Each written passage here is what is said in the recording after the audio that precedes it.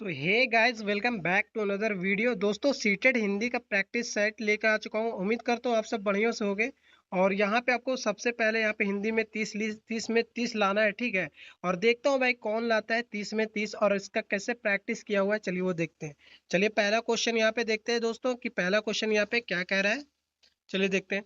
तो पहला क्वेश्चन यहाँ पे कह रहा है कि भाषा सीखने में त्रुटियों को किस रूप में देखा जाना चाहिए। मतलब जैसे कोई बच्चा, मान लो बच्चा गलती कर रहा है और उसको गलती कर रहा गलती को बच्चा कर रहा है, तो उसको किस रूप में देखना चाहिए। क्या उसको सीखने के विफल रूप में, अधिगम मतलब सीखना होता है, विफल के रूप में, या अधिगम के स्वाभाविक प्रक्रिया में, या अनुशाहीनता के रूप में, या कम बुद्धि के संकेत में। तो दोस्तों जल्दी बताओ इसका आंसर क्या होगा।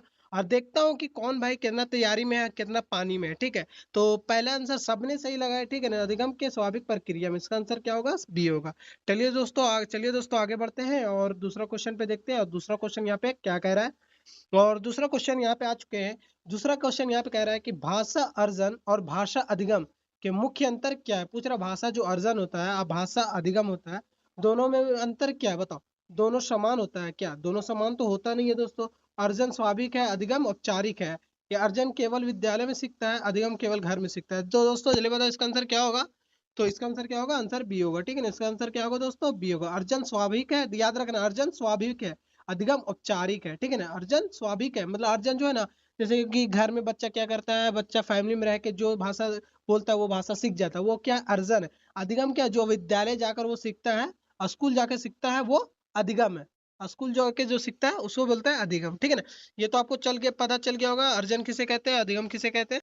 ये आप आगे बढ़ते हैं और अगला क्वेश्चन पे चलते हैं। और तीसरा क्वेश्चन यहाँ पे कह रहा है कि बहुभाषा क्लास में टीचर को क्या करना चाहिए। केवल लक्ष्य भाषा प्रयोग, मातृभाषा प्रतिबंध, या सभी भाषाओं का संसाधन बनाना, या केवल अंग्रेजी का प्रयोग। जल्दी बताओ इसका आंसर क्या होगा दोस्तों, जल्दी बताओ इसका आंसर क्या होगा, जल्दी बताओ। तो क्या करना चाहिए, मातृभाषा के प्रतिबंध करना चाहिए, ठीक है ना। सभी भाषाओं को संसाधन में मानना भी नहीं होगा, आंसर सी हो, सभी भाषाओं को संसाधन मानना। ऐसा नहीं कि सिर्फ मातृभाषा पे प्रतिबिंब करना, गलत। सभी भाषाओं को यहाँ पे करना, चाहे वो अंग्रेजी बोलता हो बच्चा, या कोई मराठी बोलता है, या तेलुगु बोलता है, सभी को।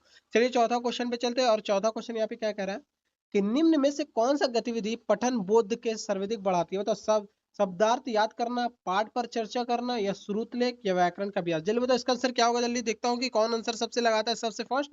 तो सबने आंसर लगाया बी। मतलब देखता हूँ कि बी है या नहीं, मतलब सबने आंसर सही लगाया, पाठ पर चर्चा करना, बी आंसर हो गया। चलिए आगे बढ़ते हैं और अगला क्वेश्चन पे चलते हैं कि अगला क्वेश्चन यहाँ पे क्या कह रहा है, पांचवा का। और पांचवा क्वेश्चन यहाँ पे कह रहा है कि स्कॉल फोल्डिंग का शब्द किससे संबंधित है बताओ। अनुशासन पर, सहयोग आदि सहायता पर, या मूल्यांकन पर, या दंड पर। तो दोस्तों दंड तो होगा नहीं, मूल्यांकन तो होगा नहीं, अनुशासन तो होगा नहीं। तो इसका आंसर क्या होगा, बी होगा, सहयोगात्मक सहायता, ठीक है। आंसर क्या होगा, बी होगा। चलिए दोस्तों अब आगे बढ़ते हैं और अगला क्वेश्चन पे चलते हैं। सिक्स क्वेश्चन, और सिक्स क्वेश्चन यहाँ पे कह रहा है कि भाषा सीखने में इनपुट हाइपोथेसिस हाइपोथेसिस के हाइतो हाइपोथेसिस का किसने दिया था बताओ। जल्दी हाइपोथेसिस किसने दिया, वाइगोस्की ने, क्रिस्टन ने, या ब्रूनर ने। देखो हाइपोथेसिस किसने दिया था, इनपुट हाइपोथेसिस। तो देखता हूँ कि कौन आंसर सबसे अच्छा लगाता है। किसने दिया था, ब्रूनर ने, क्रिस्टन ने। तो कौन दिया था, क्रिस्टन ने दिया था। कौन दिया था, क्रिस्टन ने दिया था हाइपोथेसिस का, ठीक है ना। चलिए आगे बढ़ते हैं और अगला क्वेश्चन पे चलते हैं। अगला क्वेश्चन यहाँ पे क्या पूरा सेवन का। और सेवन क्वेश्चन पे आ चुके हैं। सेवन क्वेश्चन यहाँ पे कह रहा है कि सीटेट के अनुसार भाषा के टीचर है, ठीक है, की भूमिका क्या है बताओ। ज्ञान एकमात्र स्रोत है क्या भाषा का टीचर, या नियंत्रक है, या सुविधा प्रदाता है, या परीक्षक है। तो परीक्षक तो होगा नहीं दोस्तों, ठीक है। और यहाँ पे ज्ञान का एकमात्र भी तो नहीं होगा। चलिए बी में और सी में बताओ, देखो क्या होता है आंसर। तो सबने क्या लगाया, सी लगाया, बहुत अच्छी बात है। मतलब आप सब एकदम तैयारी किए हुए, सुविधा प्रदाता फैसिलिटेटर होता है, ठीक है ना, फैसिलिटेटर। चलिए आगे बढ़ते हैं और अगला क्वेश्चन पे चलते हैं, एट क्वेश्चन पे। और एट क्वेश्चन यहाँ पे क्या कह रहा है, यहाँ पे कह रहा है कि बच्चों द्वारा बनाई गई रूटियां किसके संकेत है, सीखने की कमी में, या भाषा नियम के निर्माण का प्रयास में, या कमी आईक्यू में, या अनुशासन की कमी में। तो दोस्तों जल्दी बताओ इसका आंसर क्या होगा। और जल्दी देखता हूँ कि कौन आंसर सबसे पहले लगाता है। रूटियों गए के संकेत है बताओ। तो भाषा नियमों के निर्माण में प्रयास में किए गए कमी में, ठीक है ना। इसका आंसर होगा बी होगा। चलिए गाइस आगे बढ़ते हैं और अगला क्वेश्चन पे चलते हैं। तो यहाँ पे क्या कह रहा है, यहाँ पे कह रहा है दोस्तों कि भाषा शिक्षण में प्रमुख उद्देश्य क्या है। भाषा के शिक्षण में प्रमुख की उद्देश्य पूछ रहा है, क्या है बताओ, जल्दी बताओ। तो व्याकरण को याद करना, या संप्रेषण क्षमता विकसित करना, या परीक्षा का तैयारी करना, या लेखित लेखन की गति बढ़ाना। चलिए बताओ इसका आंसर क्या होगा दोस्तों, और सबको आंसर लगाना है, ठीक है ना, ऐसा नहीं कि एक तो लगा रहा है दूसरा बैठ जा रहा है, नहीं, सभी को आंसर लगाना है। इसका क्या होगा, संप्रेषण क्षमता विकसित करना, ठीक है, इसका आंसर क्या होगा, बी होगा। चलिए आगे बढ़ते हैं और अगला क्वेश्चन पे चलते हैं, 10 का। और 10 क्वेश्चन यहाँ पे क्या कह रहा है, यहाँ पे कह रहा है कि रीडिंग के मीनिंग का अर्थ क्या है, बताओ, तेज पढ़ना, या शब्द पहचान, या अर्थ निर्माण, या कठिन शब्द। चलिए बताओ इसका आंसर क्या होगा दोस्तों, और देखता हूँ कि सबसे पहले आंसर कौन लगाता है। सबने आंसर क्या लगाया, अर्थ का निर्माण। रीडिंग और मीनिंग क्या, अर्थ का निर्माण, शब्द का पहचान, या तेज पढ़ना, कठिन शब्दों को याद करना, अर्थ का निर्माण, क्या होगा, सी होगा। चलिए आगे बढ़ते हैं और अगला क्वेश्चन पे चलते हैं, 11th का। 11th क्वेश्चन क्या पूछ रहे हैं यहाँ पे, यहाँ पे पूछ रहा है कि पोर्टफोलियो का प्रयोग क्यों किया जाता है, बताओ, अंक देने के लिए, सतत प्रगति को देखने के लिए, या दंड देने के लिए, या तुलना करने के लिए। जल्दी बताओ गाइस, जल्दी बताओ इसका आंसर क्या होगा। तो सबने आंसर क्या लगाया, तो सतत प्रगति को देखने के लिए। सबने सही लगाया कि नहीं सही लगाया, सबने सही लगाया। अंक नहीं होगा, दंड नहीं होगा, तुलना तो होगा नहीं। सबने आंसर लगाया बी, बहुत अच्छी बात है। सब आपसे का तैयारी मतलब मोस्ट इंपॉर्टेंट, बहुत अच्छा हुआ, ये PYQ है, ठीक है ना। और ये सीटेट में बहुत बार पूछा जाता है, ये आपके लिए बहुत महत्वपूर्ण होगा। अगर आपने ये सीटेट के लिए ये जो मैं PYQ करा रहा हूँ 30 में 30 अगर आपका आ जाए तो मैं समझ लो आपका तैयारी बहुत अच्छा हो जाएगा। चलिए देखते हैं, यहाँ 12 क्वेश्चन पूछ रहा है कि निम्न में से कौन सा उच्च स्तरीय चिंतन कौशल हॉट्स का उदाहरण है। High order thinking skill related, high order thinking related skill. तो परिभाषा को याद करना, कहानी के नया अंत लिखना, या शब्द का लिखना, या श्रुत लेख। श्रुत लेख तो होगा नहीं, शब्द तो होगा नहीं, परिभाषा तो होगा नहीं। तो मतलब इसका आंसर क्या होगा, बी होगा, कहानी के नया अंत लिखना, आंसर होगा बी होगा। चलिए दोस्तों अब आगे बढ़ते हैं और अगले क्वेश्चन पे चलते हैं, 13 क्वेश्चन। और 13 क्वेश्चन यहाँ पे कह रहा है कि भाषा के क्लास में प्रभावी प्रश्न क्या है, से कौन सी है, बंद प्रश्न, या तथ्यात्मक प्रश्न, या खुले प्रश्न, या एक शब्द वाला प्रश्न। बताओ सबसे प्रभावी प्रश्न कौन सी है, चलो बताओ। तो खुले प्रश्न है, ठीक है ना, जो ओपन एंडेड बोला जाता है, ओपन एंडेड क्वेश्चन, ठीक है ना, ओपन एंडेड क्वेश्चन, क्वेश्चन, ठीक है, जो एक क्वेश्चन का ज्यादा आंसर हो, ओपन एंडेड क्वेश्चन। चलिए आगे बढ़ते हैं और 14 क्वेश्चन पे चलते हैं। 14 क्वेश्चन यहाँ पे क्या कह रहा है, यहाँ पे मेटा कोग्निटिव के संबंध के किससे, ये तो भाई मोस्ट इंपॉर्टेंट रख लो, मेटा कोग्निटिव से आगा तो आगा ही आगा, इंपॉर्टेंट क्वेश्चन है ये। और ये बार बार क्वेश्चन में सीटेट में पूछा जाता है। ये अनुकरण है, रटना है, अपने अधिगम पर चिंतन है, या लिखन है।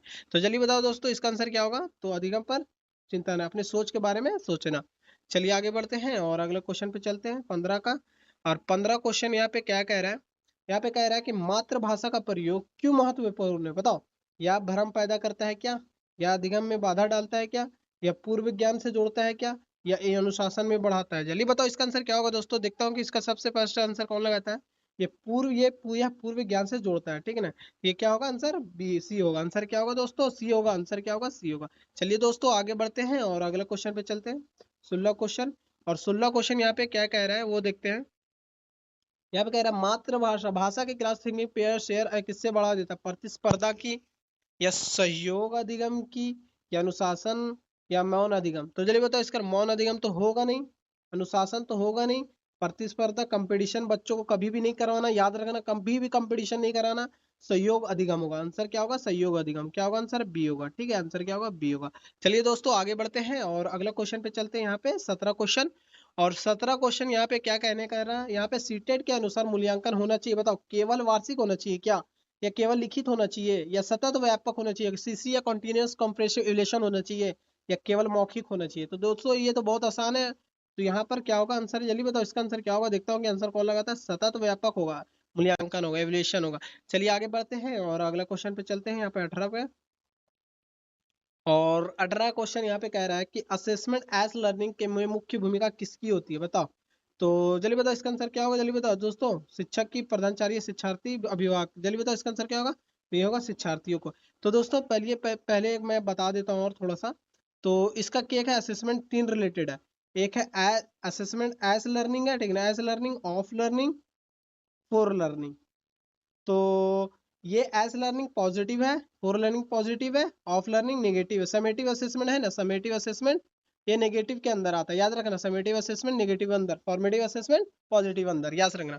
फोर आगा पॉजिटिव, ऑफ आगा नेगेटिव, याद रखना, ठीक है। चलिए आगे बढ़ते हैं, ये ट्रिक मैं आपको बता दिया क्योंकि मेरा ये ट्रिक बहुत बहुत बार काम किया था दोस्तों। मैंने सीटेट का एग्जाम जो दिया था इस बार, तो मेरा मार्क्स 123 आने का बहुत ये काम किया क्योंकि मैं नेगेटिव में पकड़ता हूँ। और क्वेश्चन, अगर क्वेश्चन आप पकड़ना समझ जाओगे, क्वेश्चन पढ़ना सही से, तो आप यहाँ पे आंसर आराम से लगा सकते हो। तो यहाँ पे क्वेश्चन कह रहा है बहुभाषिकता का कौन सा किस रूप में देखा जाना चाहिए, मतलब बहुभाषिकता मतलब को किस रूप में देखना चाहिए, समस्या के रूप में, संसाधन के रूप में, बाधा के, अनुशासनहीनता, बताओ जल्दी इसका क्या होगा, संसाधन के रूप में, फैसिलिटेटर के रूप में मानना चाहिए, ठीक ना। चलिए आगे बढ़ते हैं और अगला क्वेश्चन पे चलते हैं कि अगला क्वेश्चन यहाँ पे क्या कह रहा है। 20 क्वेश्चन, और 20 क्वेश्चन यहाँ पे जेड पीडी का भाई देख सकती है आप। भाई ये जो मैं करा रहा हूँ ये PYQ है, ठीक है ना, प्री एयर्स क्वेश्चन है, ठीक है ना, प्री एयर्स क्वेश्चन है। तो ये बहुत बार पूछा गया है जेड पीडी, परिपक्वता, सहयोग सिखाना, अनुकरण रटना है, तो ये तो सभी लगा देगा, सब आंसर लगा दे, बी है, ठीक है। चलिए आगे बढ़ते हैं और अगला कमेंट में आप ये बताओ कि जेड पीडी का जो होता है इसका फुल फॉर्म क्या होता है, बताओ जल्दी बताओ, इसका आंसर क्या होगा जेड पीडी का फुल फॉर्म, तो क्या होगा जल्दी बताओ। तो जॉन ऑफ प्रॉक्सिमल डेवलपमेंट, ठीक है ना, प्रॉक्सिमल डेवलपमेंट होगा, ठीक है, याद रखना।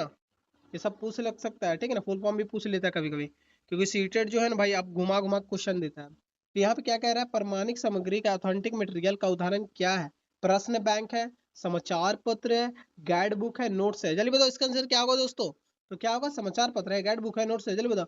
ऑथेंटिक मटेरियल जो है, प्रश्न प्रश्न बैंक नहीं होगा, समाचार पत्र होगा, गाइड बुक होगा, नोट्स होगा, नोट्स है ना, समाचार पत्र होगा, क्या होगा, समाचार, ऑथेंटिक मटेरियल है जो इसमें एक से एक खबर दिया जाता है। चलिए आगे बढ़ते हैं, 22वां क्वेश्चन देखते हैं, और 22वां क्वेश्चन यहाँ पे क्या कह रहा है कि भाषा अर्जन में का सबसे स्वाभाविक माध्यम क्या है, व्याख्यान, संवाद, परीक्षा, गृह कार्य, जल्दी बताओ। तो यहाँ पे क्या होगा, बातचीत होगा ना, संवाद मतलब क्या होता है, बातचीत, कम्युनिकेशन बोलते हैं इंग्लिश में, कम्युनिकेशन, याद रखना, कम्युनिकेशन कहते हैं, ठीक है। यहाँ पे कम्युनिकेशन कहते हैं। 22 का आंसर क्या होगा जल्दी बताओ, 22 का आंसर बी होगा, ठीक है। चलिए आगे बढ़ते हैं और अगला क्वेश्चन पे चलते हैं, 23 क्वेश्चन, और 23 क्वेश्चन यहाँ पे कह रहा है कि समावेशी क्लास का उद्देश्य क्या है, केवल मध्यम बच्चों को पढ़ाना, सभी बच्चों को सहभागिता, या प्रतियोगिता बढ़ाना, या रैंक पाना। रैंक तो आपको किसी को नहीं, सामाजिक लिए उद्देश्य किया ना, प्रतियोगिता कंपटीशन तो मैं आपको बताया हूँ कभी भी नहीं कराना, ये गलत होता है कंपटीशन, ठीक है। तो यहाँ पे सभी को केवल तो होगा नहीं दोस्तों, तो अगर आपको काटना आ जाए तो भाई आंसर लगा दो, आंसर क्या होगा, बी होगा, ठीक है ना, सभी बच्चों को सहभागिता। चलिए आगे बढ़ते हैं और अगला क्वेश्चन पे चलते हैं, यहाँ पे 24 का, और 24 क्वेश्चन यहाँ पे क्या कह रहा है कि भाषा के टीचर को रूटियों पर कैसा प्रतिक्रिया देनी चाहिए, दंडात्मक, रचनात्मक, कठोर, उत्पिक्षापूर्ण। तो चलिए बताओ इसका आंसर क्या होगा दोस्तों, इसका आंसर क्या होगा, रचनात्मक होगा, क्रिएटिविटी होगा, ठीक है ना, क्रिएटिविटी होगा।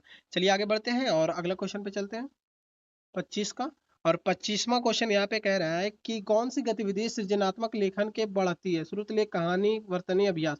तो सब देना होगा, वर्तनी नहीं होगा, श्रुत लेखन होगा, इसका कहानी लेखन होगा क्या, ठीक है। सृजनात्मक क्रिएटिविटी, जितना आप कहानी लिखोगे उतना थिंकिंग आपका बढ़ेगा।